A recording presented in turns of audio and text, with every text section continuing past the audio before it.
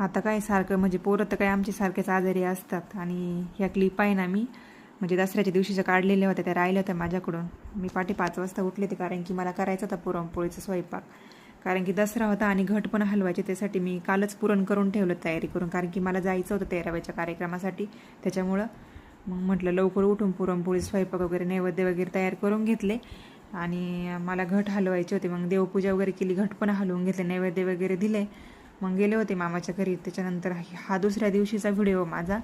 यांनी एक तुकडं भरलं होतं मकाचं आणि दुसरं भरायचं होतं, पण त्यांना जायचं होतं कामावर. मग ते बोलले की तू भर मग, नाही का.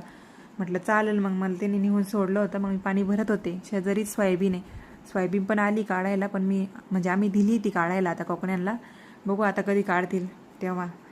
पावसाचं पण वातावरण बघून काढावं लागेल, कारण की झाकायला जावं लागतं. आम्ही पण थोडंसं लांबच राहतो ना, त्याच्यामुळं. मग इकडे झालं होतं माझं पाणी भरून. मग मी वरती कांद्याच्या वावरामध्ये गेले. ते इंद्रधनुष्य एवढा छान पडला होता ना, वातावरण पण छान वाटत होतं. मग थोडीसे कांद्याचे 2-4-5 वाफे भरले मी. लाईट गेली, मग आले घरी. मग आले ह्या साहेबांना दवाखान्यामध्ये घेऊन, कारण की याला बरंच वाटत नाही आता आणि रात्रभर खूप त्रास झाला आहे त्याला. मग बघू म्हटलं आता मग सलाईन देऊन, नाही का. सकाळी पण 2 दिले, त्याचे पप्पा घेऊन गेले होते. नंतर मी गेले संध्याकाळी घेऊन. तर बेडच काही शिल्लक नव्हता. नंतर झाले होते सगळे बेड रिकामे. मग सलाईन चालू होतं त्याचं एक. त्याच्यानंतर पण एक दिलं आहे आता सलाईन. आता ब्लड पण दिलं आहे. बघू आता रिपोर्ट काय येतात त्यानुसार. रिपोर्ट आले की त्याच्यानुसार ट्रीटमेंट घ्यावं लागेल. व्हायरल पण चालू आहे, म्हणजे बरेच गर्दी होती ना इथं.